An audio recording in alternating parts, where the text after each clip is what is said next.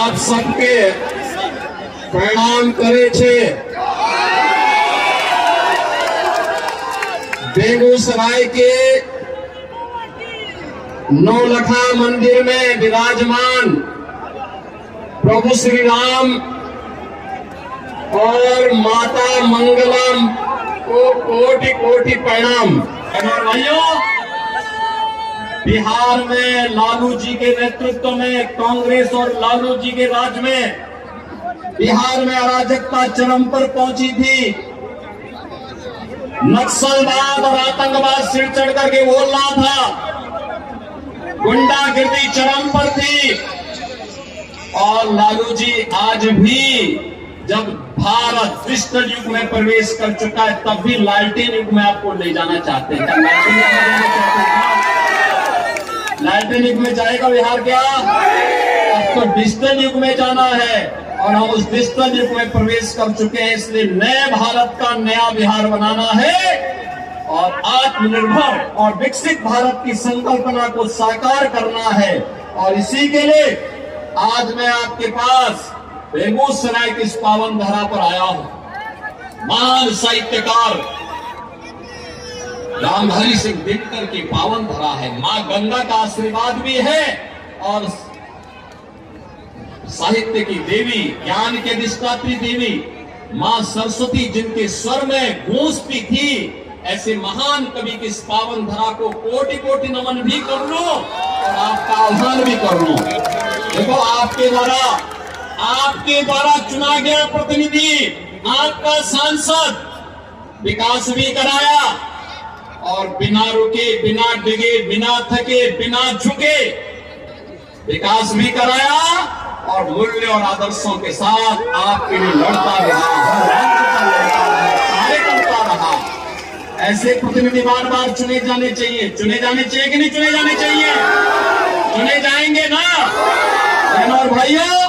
चुनाव के दौरान जनप्रतिनिधि से ये उम्मीद करना कि घर घर जाए, संसदीय क्षेत्र बहुत बड़ा होता है, बहुत कठिन होता है, क्योंकि वे प्रदेश के, देश के बड़े नेता हैं, कई जगह उनको जाना होता है। इसलिए मेरी आपसे अपील होगी कि मोदी जी का प्रतिनिधि बनकर और स्वयं गिरिराज सिंह बनकर के घर घर जाकर के घर घर जाइए, देश को बचाने के लिए आगे आइए। एक कांग्रेस और आरजेडी का गठबंधन भारत के विभाजन की नींव तैयार कर रहा है।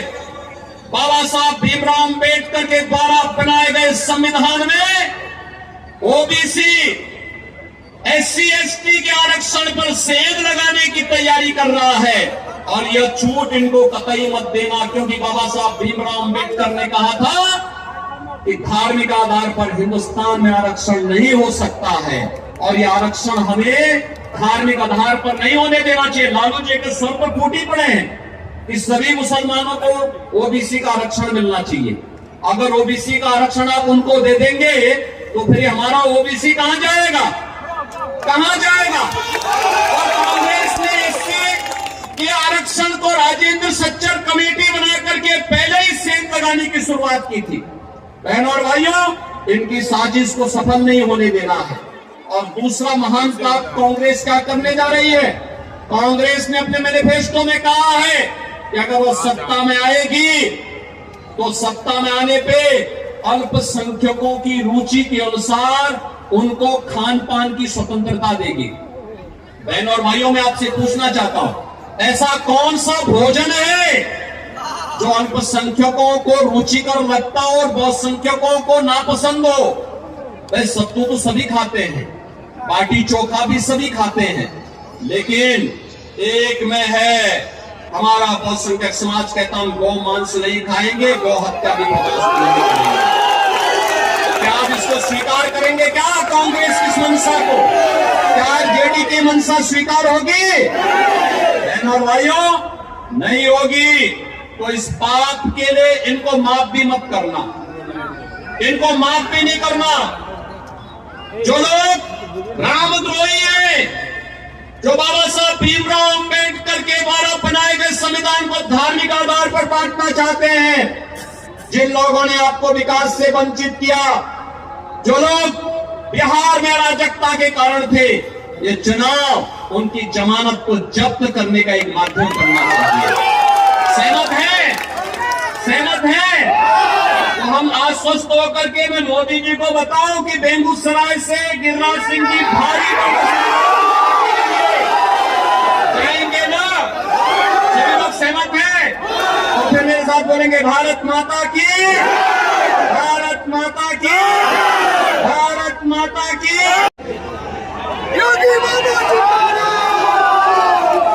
एक जोरदार नारा योगी आदित्यनाथ जिंदाबाद, जिंदाबाद, योगी योगी योगी योगी योगी योगी योगी योगी योगी। बेगूसराय की धाम पर माननीय मुख्यमंत्री योगी आदित्यनाथ जी का हार्दिक अभिनंदन और स्वागत करते हैं। आप हमारे बीच आए, हम सीखे, हम आग्रह करेंगे कि आप हमें संबोधित करें। आदरणीय योगी आदित्यनाथ जी, माननीय मुख्यमंत्री उत्तर प्रदेश सरकार। राष्ट्रकवि रामधारी सिंह दिनकर की इस पावन धरा को कोटि कोटि नमन करते हुए आप सभी बहनों और भाइयों का मैं हृदय से अभिनंदन करता हूं, स्वागत करता हूं, क्योंकि 500 वर्षों का इंतजार समाप्त करके अयोध्या में प्रभु श्री रामलला फिर से विराजमान हुए हैं। तो स्वाभाविक रूप से मां जानकी के मायके के नाते सर्वाधिक खुशी आप लोगों को हुई है। बहनों और भाइयों, अयोध्या में प्रभु राम के विराजमान होने का मामला हो या फिर भारत का दुनिया के अंदर सम्मान दिलाने का कार्य, भारत की सुरक्षा को पुख्ता करने का कार्य हो, या भारत के अंदर आतंकवाद और नक्सलवाद की समस्या का स्थायी समाधान, विकास के बड़े बड़े कार्य देखने हो, तो यहाँ पे गिरिराज जी का करिश्मा भी आपने देखा कि बरौनी का बंद कारखाना 20 वर्षों से बंद कारखाना फिर से चालू हुआ, और यहाँ की रिफाइनरी भी आज इसका विस्तार इस रूप में कर दिया गया कि नए रूप में आपके सामने आई है। बहनों और भाइयों, रेलवे का हो, हाईवे का हो, या फिर हर घर नल की योजना जैसी योजनाओं के माध्यम से गरीब कल्याणकारी योजनाओं के रूप में आज भारतीय जनता पार्टी और एनडीए की सरकार मोदी जी के नेतृत्व में एक नए भारत का दर्शन करा रही है। तो नए भारत का नया बिहार भी बनना चाहिए कि नहीं बनना चाहिए? नए भारत का नया बिहार आप देख रहे होंगे, आपने देखा होगा बहनों और भाइयों, जब कांग्रेस और आरजेडी की सरकार थी तब आतंकी घटनाएं घटित होती थी, और जब आतंकवाद पर कार्रवाई करने की बात होती थी, लोग क्या कहते थे? कहते थे आतंकवाद सीमा पार से है। एक ही बहाना होता था, सीमा पार से आतंकवाद।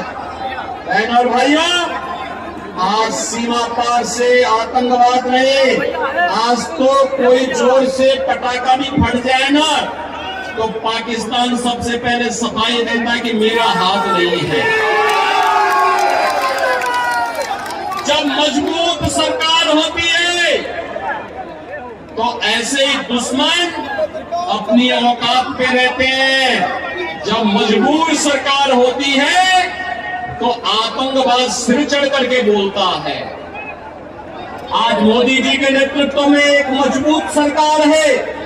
बहनों और भाइयों, भारतीय जनता पार्टी आज अपने सहयोगी दल जदयू, लोजपा और अपने अन्य सहयोगी दलों के साथ मिलकर के इस चुनाव में इसलिए आई है कि मोदी जी के नेतृत्व में 10 वर्ष में हमने एक आधार तैयार किया है विकसित भारत का।